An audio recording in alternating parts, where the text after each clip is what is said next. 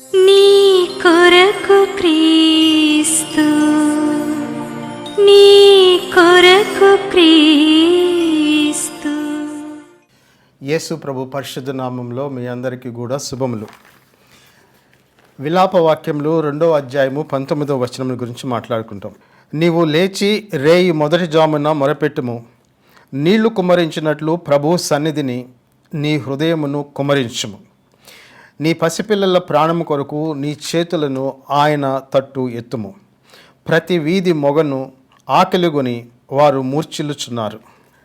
యెహెజ్కేలు గ్రంథము 22వ అధ్యాయము 30వ వచనము. నేను దేశమును పాడు చేయకుండానట్లు ప్రాకారమును దిట్టపరచుటకును బద్దలైన సందులలో నిలుచుటకును తగిన వాడెవడని నేను ఎంత విచారించినను ఒక్కడైనను కనబడలేదు. కావున నేను నా క్రోధమును వారి మీద కుమ్మరింతును, వారి ప్రవర్తన ఫలము వారి మీదికి రప్పించి నా ఉగ్రతాగ్ని చేత వారిని దహింతును. ఇదే ప్రభువైన యెహోవా వాక్కు. ఇశ్రాయేలీయులు దేశంలో క్షేమంగా ఉన్నంత వరకు, పరిస్థితులు అనుకూలంగా ఉన్నంత వరకు అన్నీ చక్కగా జరిగిపోతున్నాయి. ప్రాస్పరిటీ ఉంది, పంటలు పండుతున్నాయి, వ్యాపారాలు జరుగుతూ ఉన్నాయి, యథావిధిగా మొత్తం జరుగుతూనే ఉంది. వాళ్ళు ఎప్పుడు కూడా ఈ ప్రాస్పరిటీ టైంలో తర్వాత వచ్చి పరిస్థితులన్నీ బాగా ఉన్నప్పుడు వీళ్ళు ఎప్పుడు కూడా ఇశ్రాయేలీయులు తమ పిల్లల భవిష్యత్తు ఏమిటి, వారు యెహోవా దేవుని గురించి తెలుసుకుంటారా, యెహోవా దేవుని నిబంధనను అనుసరించేటటువంటి పిల్లలుగా వీరు మారతారా లేదా అని దేవుని సన్నిధిలో ఇటు యూదా ప్రజలు కానీ ఉత్తరాన ఉండేటటువంటి ఆ 10 గోత్రముల వారు ఏమంటాము, ఎఫ్రాయిం అని అంటాం, లేదంటే ఇశ్రాయేల్ అని కూడా అంటాం, వాళ్ళు కానీ ప్రార్థన పిల్లల కోసం ఎప్పుడూ చేయలే. జీవితం సాగిపోతూ ఉంది అంతే. అటువంటి పరిస్థితుల్లో ఉన్నారు. దేవునికి మందిరం అయితే వారి మధ్యలో ఉంది. మందిరానికి సంబంధించినటువంటి కార్యకలాపాలన్నీ కూడా సాగుతూ ఉన్నాయి. మత వ్యవస్థకి సంబంధించినటువంటి విషయాలు యథావిధిగా యథాతథంగా సంవత్సరం తర్వాత సంవత్సరం జరుగుతూనే ఉన్నాయి. పండుగలు వస్తున్నాయి, పోతున్నాయి, వీళ్ళు సెలబ్రేట్ చేసుకుంటున్నారు. కానుకలు ఇచ్చేటటువంటి వాళ్ళు ఇస్తూ ఉన్నారు, బలులు అర్పించేటటువంటి వాళ్ళు అర్పిస్తూ ఉన్నారు, ప్రార్థనలు చేసేటటువంటి వాళ్ళు చేస్తూ ఉన్నారు. తర్వాత వచ్చి యథావిధిగా దేవుని సన్నిధిలో కృతజ్ఞత అర్పణ అయ్యి తెచ్చుకుంటూ ఉన్నారు. కానీ విషయం ఏమిటి అంటే, దేవుని యొక్క మందిరానికి వాళ్ళు సమీపంగా ఉన్నా వారి హృదయాలు మాత్రం దేవుని దగ్గర లేవు. దేవునికి దూరంగా ఉన్నటువంటి ప్రజలు వాస్తవానికి వాళ్ళ హృదయాల్లో నుంచి దేవుణ్ణి ఎప్పుడో తృణీకరించి దేవునికి దూరం అయిపోయారు. అపోస్టసీ అనేటటువంటిది అటు యూదా దేశంలోనూ అటు ఇశ్రాయేల్ దేశంలో గాను బాగా ప్రబలిందండి. దేవుడు హెచ్చరించాడు. ఆయన ఒకానొక దినాన వారి మీదకి తీర్పుని తీసుకొని వచ్చినప్పుడు పైన ఉండేటటువంటి ఆ 10 తెగల వారిని అష్షూరు సామ్రాజ్యము వాళ్ళు ఏం చేశారంటే ఆక్రమించి 10 తెగల్లో ఉండేటటువంటి ఆ ఇశ్రాయేలీయుల్ని సుమారుగా 2 లక్షల మందిని చెరపట్టుకొని తీసుకొని వెళ్ళిపోయారు. వాళ్ళ సంగతి ఏమైందో తెలియదు. తర్వాత యూదా దేశం 2 తెగలు, యూదా గోత్రము, తర్వాత వచ్చి బెంజమిన్ గోత్రం. సరే, వీళ్ళ పరిస్థితి కూడా వాళ్ళకంటే ఏమీ భిన్నంగా లేదు. మొదట వాళ్ళు చెరపట్టబడ్డారు, తర్వాత యూదా దేశము చెరపట్టబడింది. ఓకే, ఈసారి యూదా దేశం మీదకి వచ్చినటువంటి వ్యక్తి నెబుకద్నెజరు, బబులోను దేశం యొక్క రాజు. ఆయన సామ్రాజ్యాన్ని స్థాపించారు. ఆయన యూదా దేశం మీదకి 3 సార్లు అనుకుంటా 3 దఫాలుగా దండెత్తొచ్చాడు. మొత్తం నాశనం చేశాడు. చివరిసారిగా మందిరాన్ని కూడా నాశనం చేశాడు, తగలబెట్టాడు, పట్టణాలని తగలబెట్టాడు, ఇళ్లను కూల్చివేశాడు, అందరినీ చెరపట్టుకున్నాడు. పురుషుల్ని, బలం కలిగినటువంటి వారిని, పిల్లల్ని అందరి కూడా చెరపట్టుకొని బబులోను దేశానికి తీసుకువెళ్ళిపోయాడు. మిగిలింది అక్కడ ఏమీ లేదు. పంటలు, తర్వాత వచ్చి పొలాలు, తర్వాత వచ్చి ఇళ్ళు, సమస్త ఆస్తి అంతా కూడా నష్టపోయిందండి. యూదా దేశం మీదకి వాళ్ళు ముట్టడి వేసినప్పుడు ఆకలి బాధ విపరీతంగా ప్రబలింది. క్షామం అనేటువంటిది ప్రబలింది. చాలామంది పిల్లలు చనిపోయారు, వృద్ధులు చనిపోయారు. ఇప్పుడు ఇటువంటి స్థితిలో, దీనమైనటువంటి స్థితిలో ఉంటే అప్పుడు ప్రవక్త అయినటువంటి ఇర్మియా వాళ్ళతో మాట్లాడుతూ ప్రార్థన చేస్తూ మీ పిల్లల కోసం మీరు ప్రార్థన చేయండి అని చెప్పి విలాప వాక్యాలు 2:19 ఆయన రాస్తాడు. ఏ విధంగా రాస్తూ ఉన్నాడంటే, నిద్ర అంతా వదులుకొని ఆ నిద్రపోవడం మానేసి లేచి మీ పిల్లల కోసం ప్రార్థన చేయండి అని చెప్పి ఆయన యూదా గోత్రపు వారితో ఆయన విన్నపము చేస్తూ ఉన్నాడు. రేయి మొదటి జామున నువ్వు మొరపెట్టుము. ఎవరి కోసం? నీ పిల్లల ప్రాణం కోసం విజ్ఞాపన చేయండి అని చెప్పి అడుగుతున్నారు. వాళ్ళు నశించిపోకుండా వాళ్ళ ప్రాణాల కోసం. ఆయన చేసినటువంటి సందర్భంలో అది ఆకలి, భోజనం లేక, తిండి లేక పిల్లలు ఆకలి చావులు వస్తూ ఉన్నారు. ఈ దినమున ఇక్కడ మనం మాట్లాడేటటువంటిది అటువంటి ఆకలి చావులను గురించి కాదు, భోజనం లేక మరణించడం కాదు. ఇంకొక రకమైనటువంటి మరణం అనేటటువంటిది క్రైస్తవుల పిల్లల మీద లేదంటే వారి సంతానం మీద ప్రబలమయ్యేదానికి చూస్తూ ఉంది.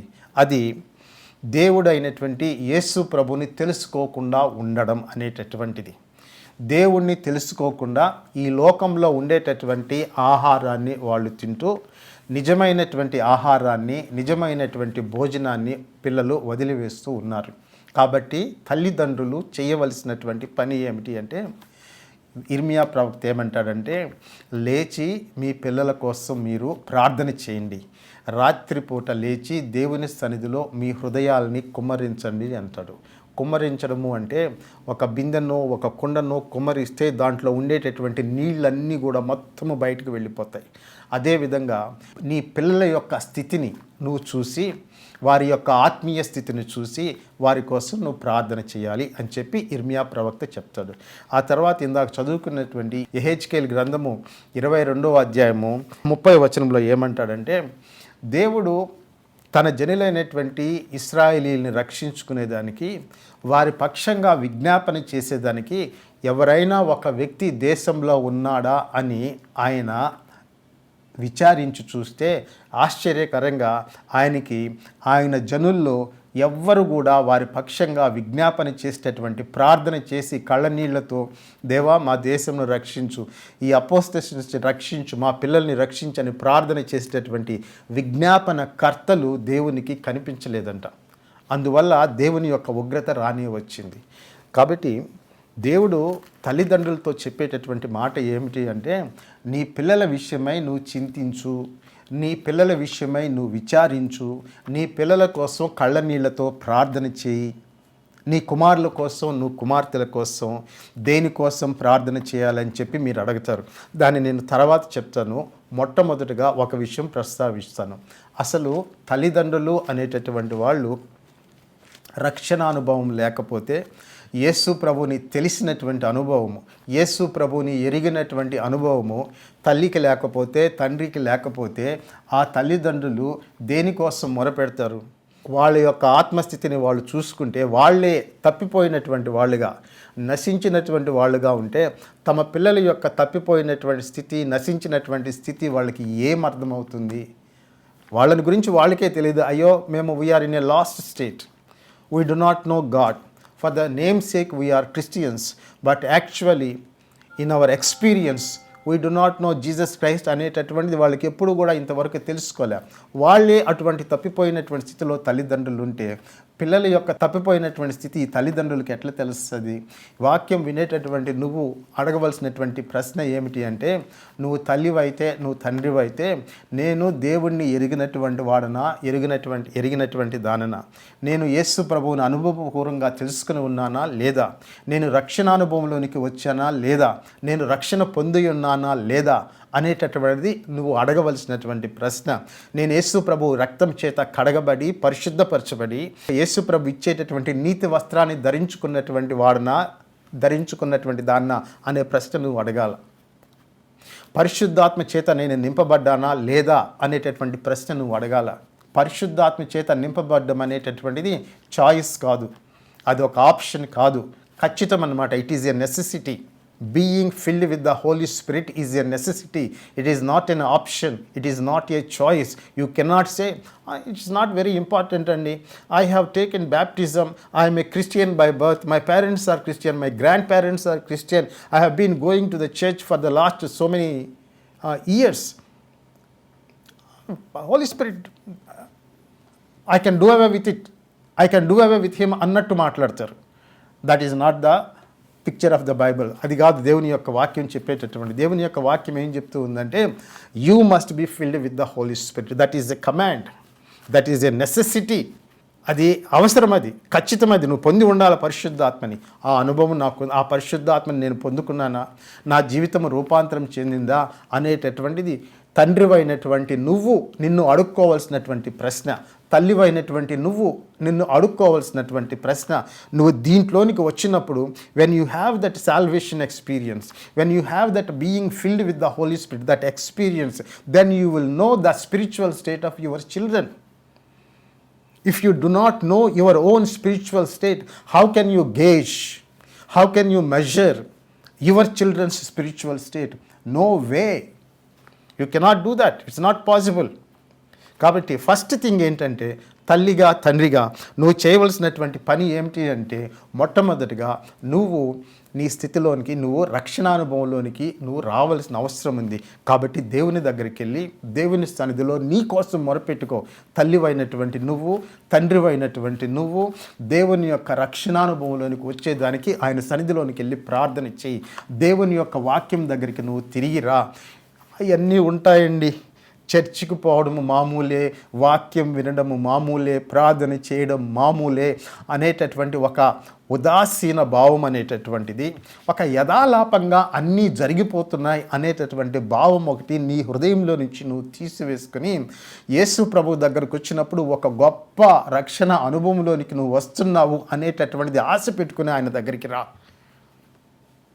జరిగిపోతూ ఉంది. It's going on. This Christian life is going on. We been going to church. Everything is going on as it is. For so many years, for so many decades life is like this అనేటటువంటి భావం నీలో ఉండొచ్చాము. యేసు ప్రభు రక్షణ అటువంటిది కాదు. అది ఆ రక్షణ నువ్వు పొందుకున్నప్పుడు you will experience a change in your heart. You will experience transformation of your heart over a period of time. You will know that you have been born again అనేటటువంటి అనుభవంలోనికి నువ్వు వస్తావు. అది నువ్వు తెచ్చుకోవాలి, ఇది రావాలి. తల్లిగా తండ్రిగా నువ్వు తప్పకుండా పొందుకోవాలి. అది పొందుకున్న తర్వాత నీ బిడ్డల విషయమే నువ్వు ప్రార్థన చేయి. అది ఒక necessity. It is a necessity laid upon your heart by God himself. It is not a choice. నీ పిల్లల కోసం ప్రార్థన చేసేటటువంటి పని కేవలము పాస్టర్ గారిది మాత్రమే కాదు, లేదంటే ఒక సువార్థికుడు కాదు. వాళ్ళు పరీక్షలకు పోయేటప్పుడు ప్రార్థన చేసి, మా బిడ్డ ఎంసెట్ పరీక్ష రాస్తుందండి, ప్రార్థన చేయండి. మంచిదే, చేయించుకో, నో ప్రాబ్లం. ఎంబీబీఎస్కి అప్లై చేస్తున్నారండి, ప్రార్థన చేయండి. మా అబ్బాయికి వీసా కావాలండి, పోతున్నాడండి ఎంబసీకి, వచ్చేటట్లు ప్రార్థన చేయండి. వివాహం కాలేదండి, ఇవన్నీ చేయొచ్చు, కాదని కాదు. బట్ దానికంటే గ్లోరియస్ థింగ్స్, దానికంటే బరువైనటువంటివి, దానికంటే ఘనమైనటువంటివి కొన్ని ఉన్నాయండి. నీ బిడ్డల కోసం నువ్వు అడగాల్సినటువంటివి. ఇవి అడుక్కో, వద్దని చెప్పి ఎవరు చెప్పడం లే. కానీ అన్నిటికంటే ముఖ్యంగా నీ హృదయాన్ని తీసుకెళ్ళి దేవుడి సన్నిధిలో కుమరిస్తూ, ప్రభువా నా బిడ్డకి రక్షణ దయచేయి, ప్రభువా నా బిడ్డను పరిశుద్ధాత్మతో నింపు, ప్రభువా నా బిడ్డను తిరిగి జన్మించిన అనుభవంలోనికి నడిపించు, నా కుమారుడిని క్రీస్తు ప్రభునందు రక్షణలోనికి నడిపించు, నా కుమారుడిని తిరిగి జన్మించిన అనుభవంలోనికి నడిపించు అని దేవుని సన్నిధిలో నీ కుమారుడి కోసం, నీ కుమార్తె కోసం నువ్వు నీ హృదయాన్ని కుమరించాల. కాదండి, వాళ్ళు చర్చికి పోతారండి. చర్చికి పోవడం రావడం దట్ ఈజ్ నాట్ అది ఒక సైన్ కాదు. వాళ్ళు తిరిగి జన్మించారనేటటువంటి సైన్ కాదు. పోతారు, వస్తున్నారు. Because parents are going, children also going, they are also going. It's just like that, అంతే. దాంట్లో ఏమి పెద్ద ఏమీ లేదు. యేసు ప్రభు మాటల్లో చెప్పాలంటే, you must be born again. నీ బిడ్డ ఆ రక్షణ అనుభవంలోనికి రావాలా, నీ కుమారుడు ఆ రక్షణ అనుభవంలోనికి రావాలా. దానికోసం నువ్వు ప్రార్థన చేయాలా. నీకే రక్షణ అనుభవం లేకపోతే నువ్వేం ప్రార్థన చేస్తావు?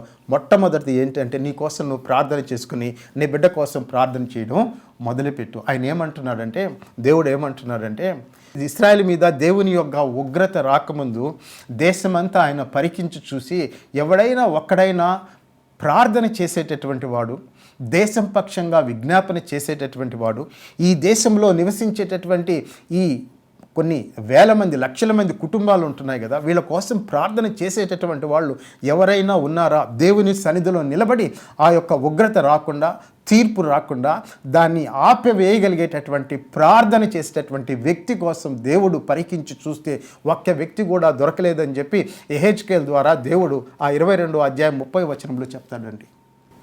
ఎవరు కనిపించలేదంట. సో నీ బిడ్డల యొక్క జీవితాల్లో ఉండేటటువంటి గోడలు, ఆ స్పిరిచువల్ వాల్స్ అనేటటువంటివి అవన్నీ పగులగొట్టబడి అవి కూలిపోతూ ఉంటే నువ్వు నీ బిడ్డల కోసం వారిని తిరిగి దేవునిలో నిర్మించేదానికి, కట్టేదానికి, వారు ఆత్మ సంబంధమైనటువంటి విషయంలో ఎదిగేటటువంటి బిడ్డలుగా ఉండేదానికి, రక్షణ పొందినటువంటి వారిగా ఆత్మ సంబంధమైనటువంటి విషయంలో, దేవుని యొక్క జ్ఞానం సంబంధం విషయంలో ఎదిగేటటువంటి వారుగా ఉండేదానికి నువ్వు దేవుని సన్నిధిలో నిలబడి ప్రార్థన చేయాలి. తల్లిగా నీ బాధ్యత అది, తండ్రిగా నీ బాధ్యత అది. దాన్ని నువ్వు విస్మరించలేవు. ఈ బాధ్యతని ఇంకొకరి మీదకి నువ్వు ట్రాన్స్ఫర్ చేయలేవు. అడపా దడపా పలానా వాళ్ళకి ఫోన్ చేసి, అడపా దడపా పలానా చర్చికి పోయేసి, పలానా ప్రవక్త దగ్గరికి, పలానా ప్రాఫిటెస్ దగ్గరికి పోయేసి వాళ్ళ చేత ప్రార్థన చేయించుకొని ఒక వాగ్దానాన్ని తీసుకొని వచ్చిన తర్వాత అంతా సెటిల్ అయిపోతుందిలే అనేటటువంటి భ్రమలో ఉండకు. నీ బిడ్డలు ఖచ్చితంగా రక్షణలోనికి వచ్చారా లేదా అనేటటువంటిది నువ్వు తెలుసుకోవాలా. దాని విషయమై నువ్వు దేవుని సన్నిధిలో మొరపెట్టాలండి. ఇశ్రాయేలీలు తల్లిదండ్రులు దేవునికి దూరం అయిపోయారు. తల్లిదండ్రులు దూరం అయిపోతే జరిగినటువంటిది ఏమిటి అంటే, వాళ్ళు చేసినటువంటి పాపం వలన యూదా దేశం మీదకి, ఇశ్రాయేల్ దేశం మీదకి దేవుని యొక్క తీర్పు అనేటటువంటిది వచ్చింది. ఎవరు సఫర్ అయ్యారో తెలుసా అండి? పిల్లలు సఫర్ అయ్యారు, యవనస్తులు సఫర్ అయ్యారు, మొత్తం కుటుంబాలు సఫర్ అయినాయి, బాధపడ్డారు, నాశనం జరిగింది. కాబట్టి నువ్వు తండ్రిగా, తల్లిగా లోకము వైపు నీ హృదయాన్ని తిప్పుకోకుండా యేసు ప్రభు వైపు, దేవుని యొక్క వాక్యం వైపు నీ హృదయాన్ని నువ్వు తిప్పుకొని ఆయన్ని ఆశ్రయించు. నీ జీవితంలో మార్పు, రూపాంతరము కలిగిన తర్వాత నీ బిడ్డల కోసం నువ్వు ప్రార్థన చేయి. ఆ విధంగా చేసినటువంటి ప్రార్థనకి దేవుడు ప్రతిఫలము ఇస్తాడు. దేవుడు ఎటువంటి దేవుడు అంటే కనికరం కలిగినటువంటి దేవుడు. ఆయన ఇశ్రాయేలీయులు చేసినటువంటి పాపాన్ని బట్టి వాళ్ళకి తీర్పు తీర్చాడు, శిక్ష విధించాడు. కానీ ఆ శిక్ష అనేటటువంటిది, ఆ యొక్క క్రమశిక్షణ అనేటటువంటిది ఆ విధంగా ఆయన ఉంచివేయలేదండి. వాళ్ళని తిరిగి ఆశీర్వదిస్తాను అని చెప్పి ఆయన వాగ్దానం చేశాడు. నువ్వు ప్రార్థన చేస్తే దేవుడు నీ బిడ్డలను ఆశీర్వదిస్తాడు. నువ్వు ప్రార్థన చేస్తే వాళ్ళు రక్షణలోనికి వస్తారు. నువ్వు ప్రార్థన చెయ్యకపోతే సాతాను వాళ్ళ జీవితాల్ని కబళిస్తాడు. మళ్ళీ చెప్తున్నా, నువ్వు కానీ ప్రార్థన చేయకపోతే, తండ్రిగా నువ్వు ప్రార్థన చేయకపోతే, తల్లిగా నువ్వు ప్రార్థన చేయకపోతే సాతాను నీ బిడ్డల చుట్టూ ముట్టడి దెబ్బలు వేస్తాడు. అవి వ్యసనాలు కావచ్చు, ప్రమాదకరమైనటువంటి స్నేహాలు కావచ్చు, ప్రమాదకరమైనటువంటి అలవాట్లు కావచ్చు, అనేక రకాలైనటువంటి ప్రలోభాలు, అనేక రకమైనటువంటి ఆకర్షణలు అనేటటువంటివి చిన్నప్పటి నుంచే సాతాను వాళ్ళకి కలిగించేదానికి ప్రయత్నం చేస్తాడు. సాతాను ఎప్పుడు ఖాళీగా ఉండడు, కూర్చొని ఉండడు. నువ్వు గమనించవలసినటువంటి విషయం ఏంటంటే, నా బిడ్డ బయట స్కూల్కి పోతుంది వస్తుంది, నా కుమారుడు స్కూల్కి పోతున్నాడు వస్తున్నాడు, హై స్కూల్లో ఈ విధంగా ఉంటున్నాడు, ఎవ్రీథింగ్ అంతా నార్మల్గా జరుగుతుంది, చర్చికి పోతున్నా వస్తున్నావు. గుర్తుపెట్టుకో, నీకు తెలియకుండా నీ జీవితాన్ని అతలాకుతలం చేసేదానికి, నీ బిడ్డల యొక్క భవిష్యత్తును దొంగిలించేదానికి, నీ బిడ్డలు దేవుని దగ్గరికి రాకుండా ఆపివేసేదానికి సాతాను దగ్గర ప్రణాళికలు ఉన్నాయి. మనకు బైబిల్లో ఏం చెప్పబడింది అంతకుముందు చెప్పాను కదా అండి. ఎఫెసీయులకు రాసినటువంటి పత్రిక 6వ అధ్యాయము 10వ వచనం నుంచి కానీ చదివితే, మనము పోరాడుచున్నటువంటిది రక్త మాంసములతో కాదు కానీ అంధకార సంబంధమైనటువంటి అధికారులతో, లోకనాథులతో, ప్రధానులతో, ఆకాశ మండల దురాత్మల సమూహంతో అని చెప్పిన తర్వాత అపోస్తలుడైన పౌలు ఏమని చెప్పి రాస్తారంటే, విశ్వాసులకి ఎప్పుడు కూడా ప్రతి విషయమై దేవుని సన్నిధిలో ప్రార్థన చేస్తూ ఉండండి అని చెప్పి చెప్తాడు. అది నీ యొక్క ఆయుధం, నీ బిడ్డల్ని రక్షించుకునేటటువంటి ఆయుధం, నీ బిడ్డలకి కాపుదల కలిగించేటటువంటి ఆయుధం ఏంటి? ప్రార్థన. నువ్వు దేవుని సన్నిధిలో ప్రార్థనలో నిలబడినప్పుడు నీ బిడ్డల చుట్టూ కాపుదల అనేటటువంటిది వస్తుంది. నీ బిడ్డల కోసం నువ్వు ప్రార్థనలో నిలబడి దేవుని సన్నిధిలో మోకరిల్లి ప్రార్థన చేసేటప్పుడు, ఉపవాసం చేసేటప్పుడు, దేవుడి సన్నిధిలో గోజారేటప్పుడు నీ బిడ్డల మీదకి వచ్చినటువంటి సాతాను శోధన అనేటటువంటిది, దురాత్మల యొక్క ప్రణాళికలు అనేటటువంటివి అవన్నీ కూడా నీ బిడ్డల దగ్గర నుంచి దూరం అవుతాయి. నీ కంటికి కనిపించవి, కానీ నువ్వు ప్రార్థన చేయాలా. దేవుడు మనకు ఆ జ్ఞానం ఇచ్చాడు. క్రైస్తవులకి ఇచ్చినటువంటి జ్ఞానము బైబిల్లో ఉంది. ఏమంటాడు ఆయన? మనము పోరాడుచున్నటువంటిది రక్తమాంసములతో కాదు కానీ అంధకార సంబంధమైనటువంటి అధికారులతో, లోకనాథులతో, ప్రధానులతో, అదృశ్య శక్తులు ఇవన్నీ కూడా కంటికి కనిపించు. మనుష్యుల వెనక, వ్యవస్థల వెనక ఇవి పనిచేస్తూ ఉంటాయి. ఎవరు? ఈ అంధకార శక్తులు, లోకనాథులు, ప్రధానులు, దురాత్మలు అనేటటువంటివి. సో మనం ఏమనుకుంటాం? మనుషుల పరంగా మనము బేరీజు వేస్తాం. విషయం ఏంటంటే ఆ మనుషుల వెనక సాతాను సంబంధమైనటువంటి శక్తులు పనిచేస్తూ ఉన్నాయంటాడు. కాబట్టి నీ బిడ్డలు వేరే దారిలోకి పోకుండా, దేవుడి నుంచి తప్పిపోకుండా, సాతాను యొక్క ముట్టడి దెబ్బలు వాళ్ళని ముట్టడి వేసి వాళ్ళ జీవితాల్ని నాశనం చేయకుండా నువ్వు నిరంతరము దేవుని యొక్క సన్నిధిలో ప్రార్థన చేయాలి. ఏ విధంగా ఏమని చెప్పాడు? నీ బిడ్డల ప్రాణం కోసమై రేయి మొదటి జామున లేచి ప్రార్థన చేయి, నీ హృదయాన్ని దేవుని సన్నిధిలో కుమ్మరించు అని చెప్తాడండి. పైన చూసి అంతా బాగానే ఉందని చెప్పి నువ్వు ఎప్పుడూ అనుకోకు. That is a deception. ఈ లోకము మనకు కంటికి కనిపించేటటువంటిది మాత్రమే లోకం కాదు. మనకు కంటికి కనిపించినటువంటి ఇన్విజిబుల్ పవర్స్ అనేటటువంటివి, అదృశ్య శక్తులు, సాతాను శక్తులు అనేటటువంటివి పనిచేస్తూ ఉన్నాయి. దానితో పాటు దేవుని యొక్క దూతలు కూడా నిరంతరము వాళ్ళు కూడా పనిచేస్తూ ఉన్నారు. సో మనము ఈ లోకము మెటీరియల్ వరల్డ్ చూసి దిస్ ఈజ్ ద వరల్డ్ అని చెప్పి మనం అనుకుంటాం. బైబిల్ ఆ విధంగా చెప్పడంలే. Behind this material world, behind this seen world, which we can see, which we can touch, we can experience, material world, behind them there are invisible powers, satanic powers, demonic powers.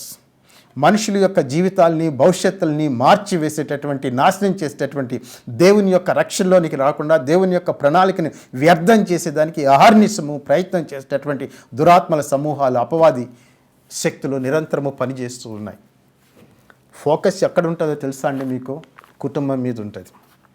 జగడాలు, వివాదాలు, కలహాలు, తర్వాత వచ్చి అనారోగ్యాలు, తర్వాత వచ్చి బిడ్డలు తల్లిదండ్రులకి ఎదురు తిరగడం, దేవుని దగ్గరికి రాకుండా పోవడం, అనేక రకాలైనటువంటివి కలుగజేస్తూ ఉంటాయి.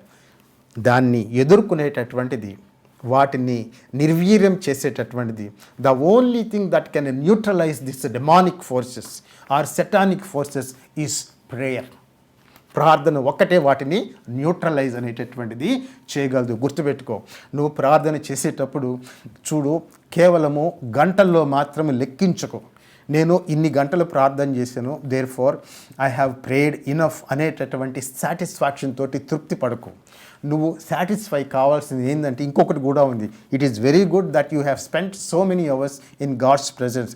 Very good. You measure the time, 1 hour, 2 hours, 3 hours, 1 day, 2 days, 3 days.